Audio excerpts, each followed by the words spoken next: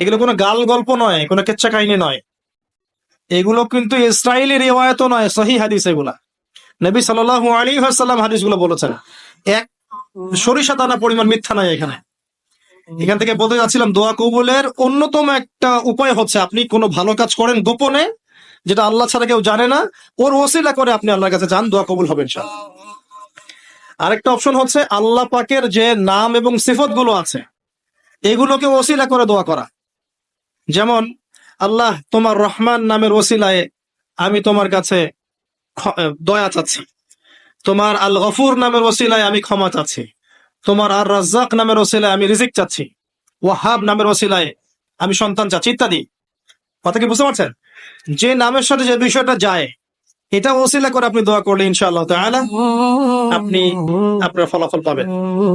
আর একটা সবচেয়ে বড় অস্ত্র শিখিয়ে দিচ্ছি, এটা আমি কাউকে শিখাইনি আজ পর্যন্ত, আজকেই প্রথম। এবং আমি আমার জীবনে দেখেছি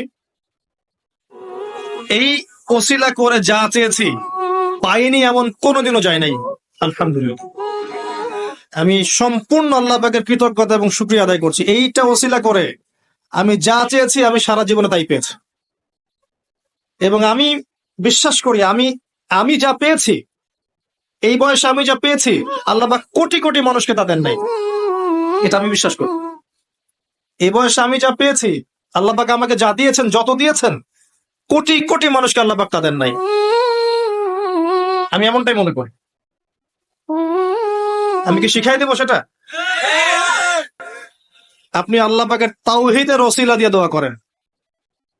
দোয়া করতে করতে আল্লাহকে বলেন, আল্লাহ তোমার তাওহীদের কালিমা লা ইলাহা ইল্লাল্লাহ এর ওসিলা করে তোমার কাছে আমি চাচ্ছি, আপনি পাবেন ইনশাআল্লাহ। যদি আপনার রিজিক হালাল হয়, যদি আপনার আকীদায় শিরক না থাকে, যদি আপনার আমলে বেদাত না থাকে, ইনশাআল্লাহ পাবেন। এরপরেও দুটা কথা আছে, সেটা হলো যদি দেখেন পান নাই, ইনস্ট্যান্ট পান নাই, মনে করবেন না দোয়া কবুল হয় নাই। এমনও দোয়া আছে যে আমি 10 বছর থেকে করছি এখনো পাইনি। এমনও দোয়া আছে আমি নিজেই 10 বছর থেকে করছি, আমার কাছে মনে হয় 2009-10 সাল থেকে আমি করছি, এখন পর্যন্ত পাইনি, ইনশাআল্লাহ পাবো। তো ইনস্ট্যান্ট সব পেতে হবে এমন নয়। যদি দেখেন পান নাই, তার মানে তিনটা বিষয় ঘটেছে। একটা, বান্দা দোয়া করেছে, সাথে সাথে কবুল করা হয়নি, আপনাকে এটা উপযুক্ত সময় দেয়া হবে ইনশাআল্লাহ। 2 নাম্বার, এই যে আপনি আল্লাহর কাছে চেয়েছেন, এর ওসিলা আল্লাহ পাক আপনার আমল, আপনার তাকদীর থেকে কোন বিপদ আপদ সরিয়ে দিয়েছে, আপনি বুঝতে পারেননি। আপনি দোয়া করেছেন, হয়তো মনে হচ্ছে আপনি পান নাই, কিন্তু এর ওসিলায় আল্লাহ পাক আপনার তাকদীর থেকে কোন বিপদকে মিটিয়ে দিয়েছে, আপনি বুঝতে পারেননি। আরেকটা হচ্ছে, দুটার কোনোটাই হয়নি, পরকালে কিয়ামতের মাঠে আল্লাহ আপনাকে দিবেন জন্য জমা রেখেছে। অতএব দোয়া করলে কোনো লস নাই। বেশি বেশি দোয়া করবেন, সেজদায় বেশি বেশি দোয়া করবেন, ফরজ সালাতের আগে পরে করবেন, নরমালি হাত তুলে দোয়া করবেন, নফল নামাজ পড়ে করবেন, দান সাদাকা করে করবেন, কোরআন তেলাওয়াত করে করবেন, দোয়া বাড়িয়ে দেন।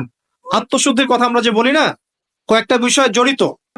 বেশি বেশি কোরআন তেলাওয়াত করলে আত্মশুদ্ধি হয়, বেশি বেশি জিকির করলে আত্মশুদ্ধি হয়, আল্লাহওয়ালা মানুষের সহবতে গিয়ে পড়ে থাকলে আত্মশুদ্ধি হয়, বেশি বেশি দোয়া করলে আত্মশুদ্ধি হয়, বেশি বেশি পরকালে কথা ফিকির করলে আত্মশুদ্ধি হয়। এগুলো খুব বেশি প্রয়োজন।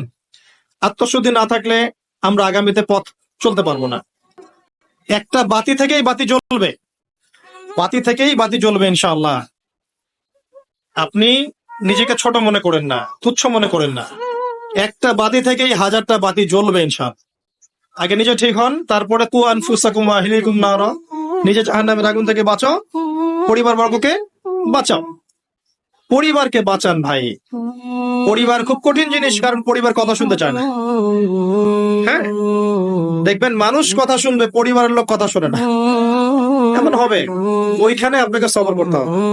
যদি দেখেন যে শেষমেশ দাওয়াত দিতে দিতে বুঝাতে আর কথা শোনেই না, আপনি আলাদা হয়ে যান। তাও কথা বুঝতে পারেন নাই, আসহাবুল কাহাফের মতো হয়ে যান, তারপরে আপোষ করেন না অন্যায়ের সাথে।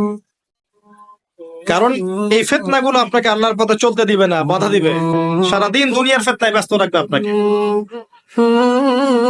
এর আগে সূরা আল ইমরানের 102 নম্বর আয়াত আছে, ইয়া আইয়ুহাল্লাযীনা আমানু ইত্তাকুল্লাহ, আল্লাহকে ভয় করো, হাক্কা তুকাতিহ, ভয় করার মতো ভয় করো, ওয়ালা তামুতুন্না ইল্লা ওয়া আনতুম মুসলিমুন, পরিপূর্ণ মুসলিম না হয়ে মৃত্যুবরণ করো না। কিভাবে পরিপূর্ণ মুসলিম হবে? ইয ক্বালা লাহু রাব্বুহু আসলিম ক্বালা আসলামতু লিরাব্বিল আলামিন, ইব্রাহিম আলাইহিস সালাম যখনই আল্লাহর কোনো বিধান চলে আসবে, হুকুম চলে আসবে, সাথে সাথে আত্মসমর্পণ, এর নাম মুসলিম।